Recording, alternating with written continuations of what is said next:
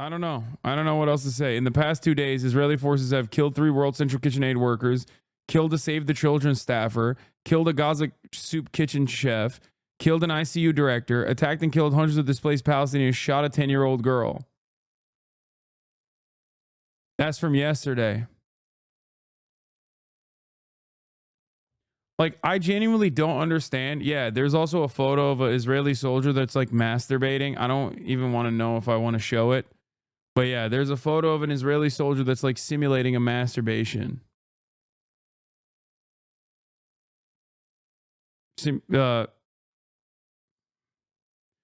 Yeah. It's not, you can't see anything, but he's just like jerking off on a seat, uh, looking at the destruction of Gaza.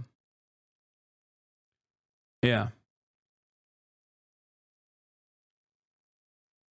Also, things that we knew already that are now getting more broad media coverage, and I'm happy that there's finally like some media coverage over it. Remember how we talked about the quadcopters that snipe Palestinian doctors and children? There's also another use for quadcopters, as you guys know. We've briefly covered this before, but now there's more evidence for it. Quadcopters were emitting baby sounds, playing sounds of screaming women. Palestinians in Gaza say Israel's been using small quadcopter drones equipped with loudspeakers to lure them out of their homes and then shoot them.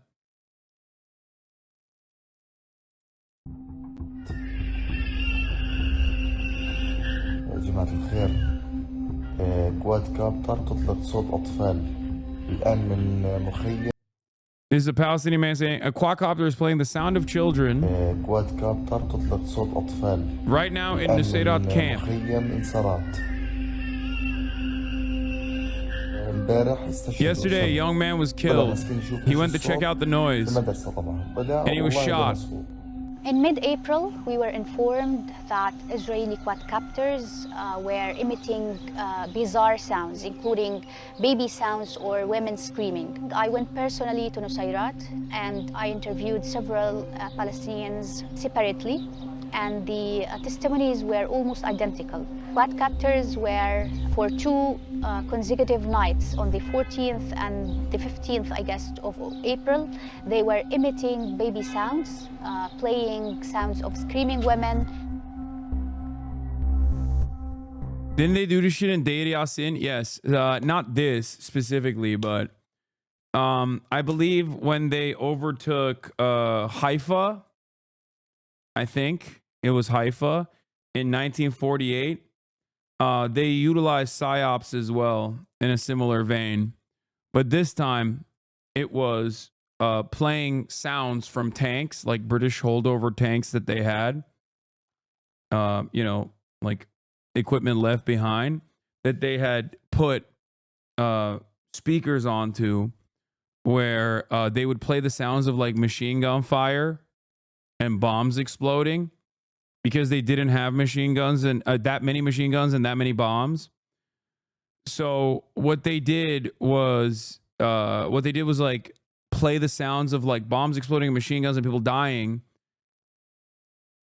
so that people would leave. No, Haifa was not the Arab stronghold of Ben Gurion spared. You're thinking of Nazareth.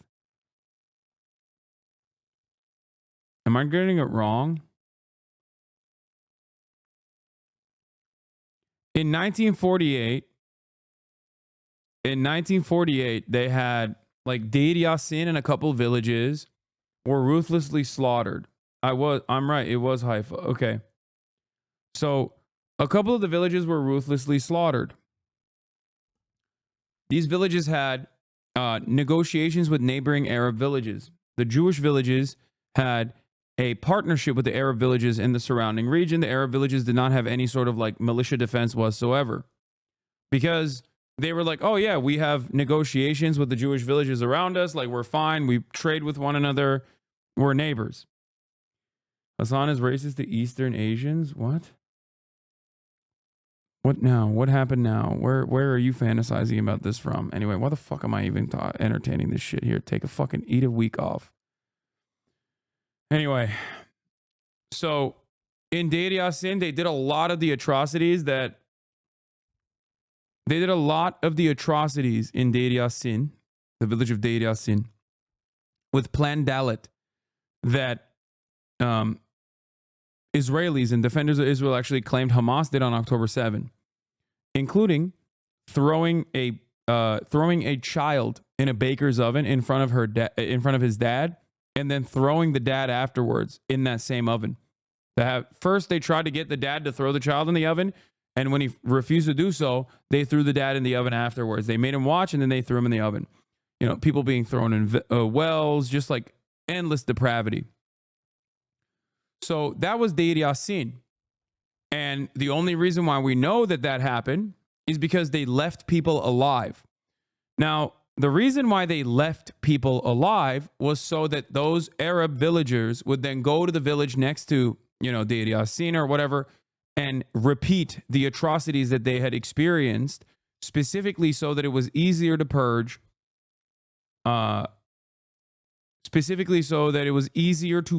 the surrounding Arab villages without, having to fight. Okay?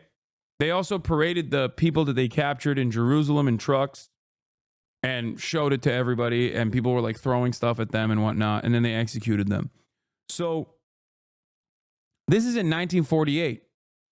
Part of the reason, so what they would do afterwards in like larger towns, for example, would be surround the town with Irgun and Haganah and these many Zionist brigades, militias, some of which were openly, they called themselves terrorists. Okay? They would surround these Arab cities, these big cities like Haifa. Okay? That's literally a Nazi talking point, man. What the fuck you on? What? At least the OG Nazis have the good graces to shoot themselves after war crimes, many of them. Wait, what? That's fucking stupid, dude. Shut the fuck up. Ridiculous. Anyway. No, that chatter was responding to someone else that was saying like Nazis are better than the original Zionist brigades, which I don't agree with. Anyway.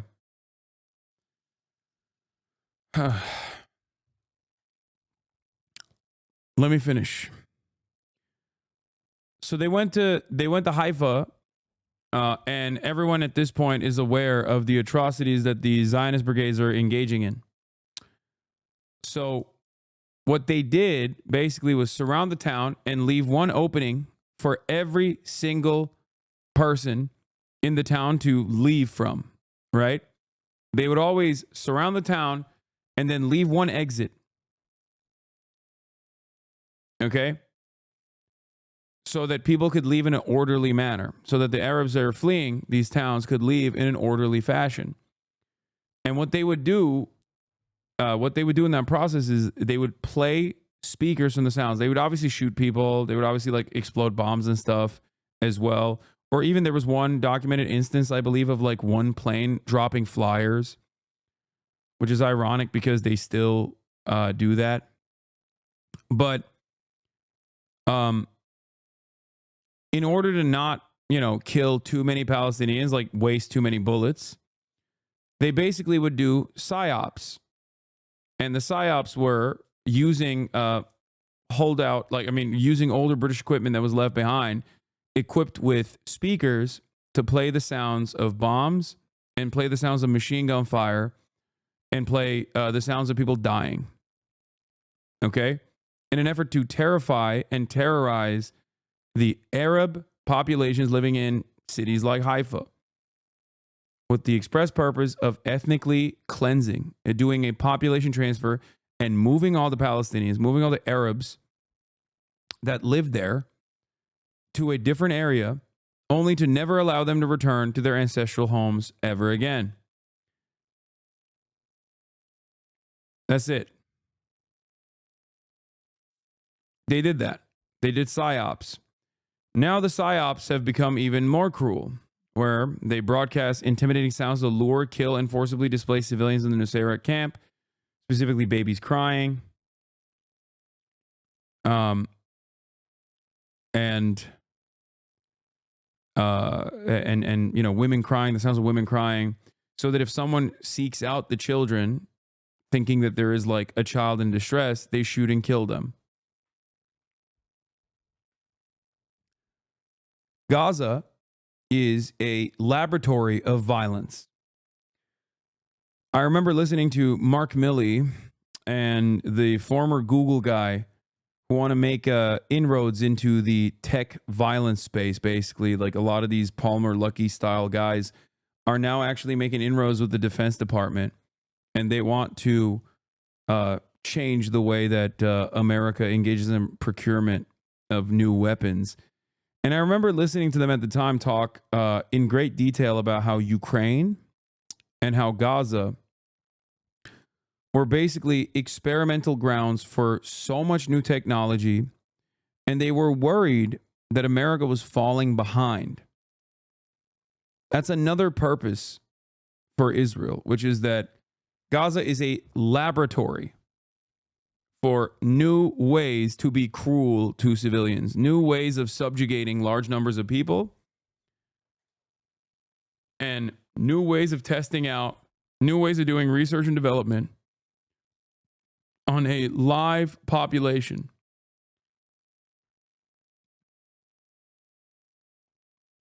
Yeah. And as we know, something that I've talked about quite frequently, Iraq used to be a testing ground for American weapons. If you recall, somewhere around like after 2003, the American government started testing what was known as an LRAD. An LRAD is a long-range acoustic device. These are very powerful speakers that are used to stop, any sort of like civilian uprising, right? It's like a sound cannon. And when this experimentation was being conducted on the Iraqi population, Americans were oblivious to it. Now, most police departments all around the country have LRADs that they use on the American population. This is known as the Imperial Boomerang. Okay? The weapons that our government tests out on people that they have less care and consideration for, they inevitably use upon the domestic population.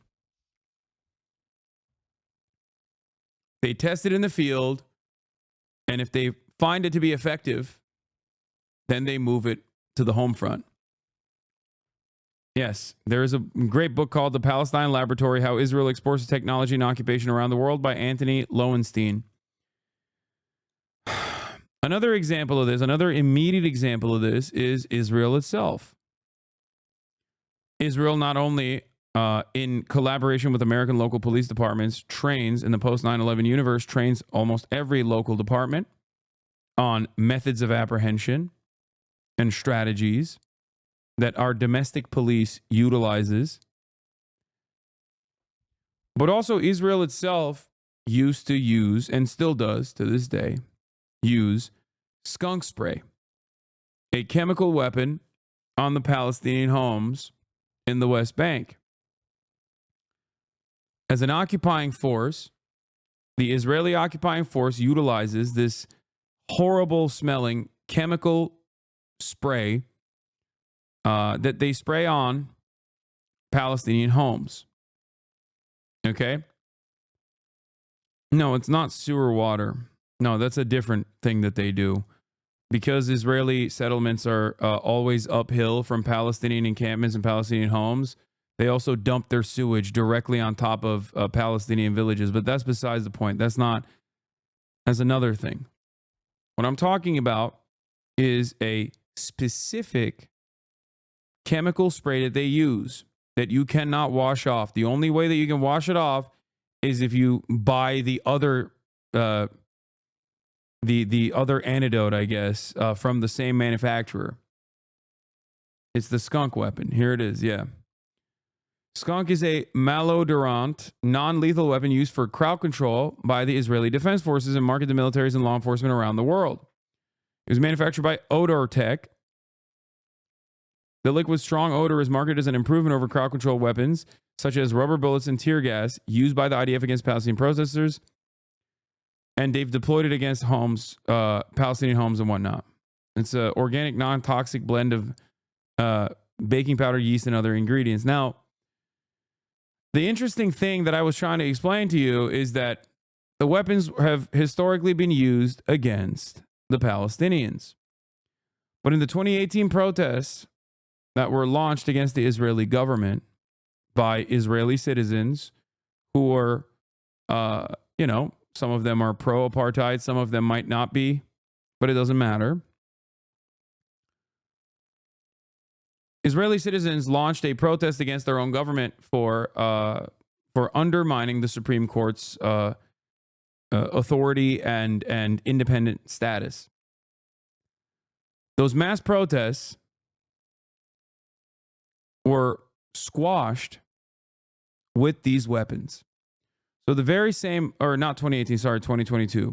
So the very same weapons that were once used and still are used against the Palestinian population were then deployed against the Israeli population.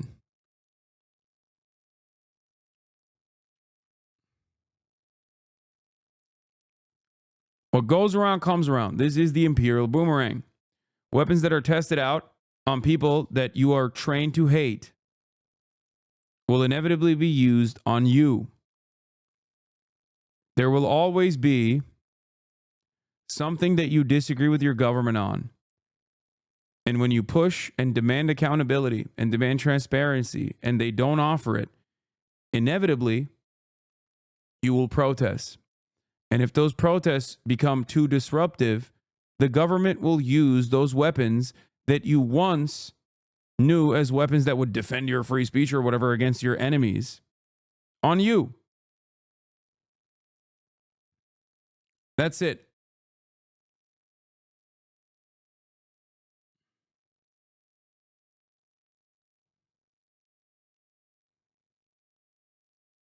Skunk was first reported to be used for crowd control in August 2008 in the Palestinian village of Nilin, where daily protests have been taking place in response to the construction of a security barrier.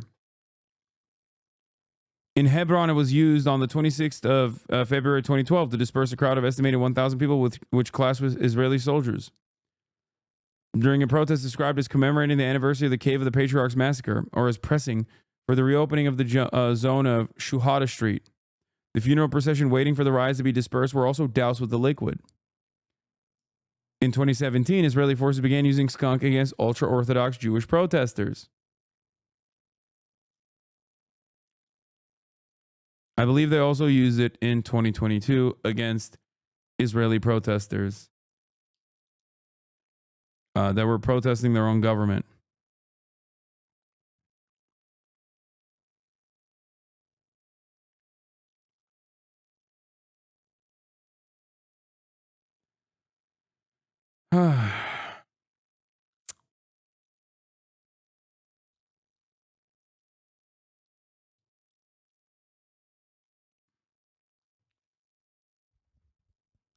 So this is something that you need to, remember. I don't agree with you on this. Wait, what? You don't. I just gave you two very famous examples. Two very famous examples of these kinds of weapons that were used for crowd dispersal against quote unquote enemies of the state being used against the domestic population.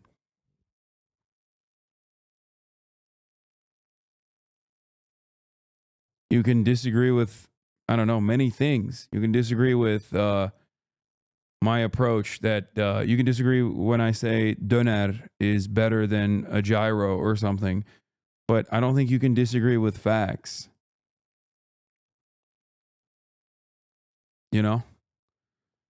Unless you have proof, evidence of some sort that goes against what I am saying.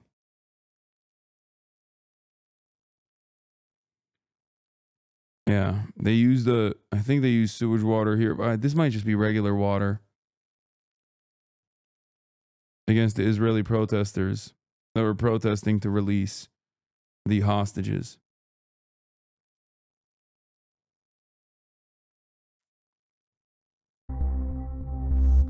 The quadcopters apparently played these sounds only to lure citizens out of their homes and to find someone to shoot. And this was confirmed by actually the reports that we followed up on at hospitals.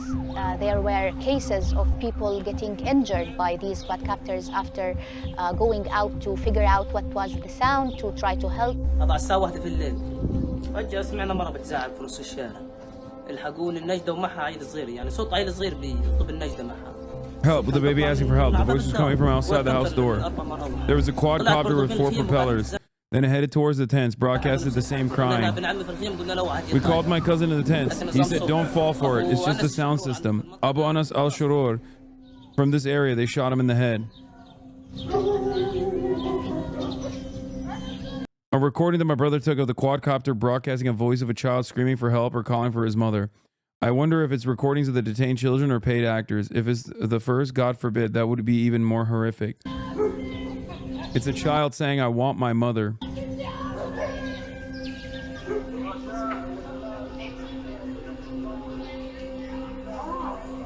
They sourced it to a small Israeli drone with a loudspeaker over Khan Yunis. Another recording from the occupied West Bank shows an Israeli drone warning Palestinians they may be killed if they resist.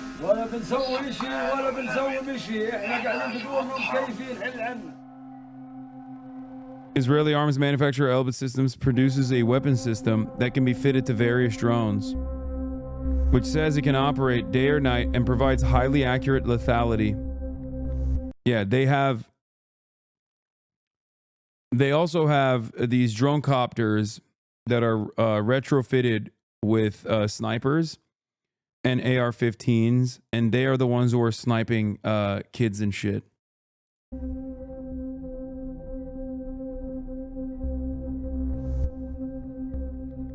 Israel did not provide answers to any of the questions.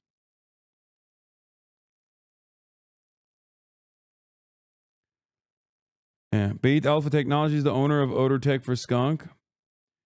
Bait Alpha Technologies has exhaustive sales of the US and India. I don't know why this person who said I don't agree with you on this has stopped. Do you think all future wars will have these drones involved now? Yes. If you're wondering where the video is, I quote retweeted it and said Israel invents a new fresh hell every day in Gaza. It's the laboratory of evil. So you can find it on my profile.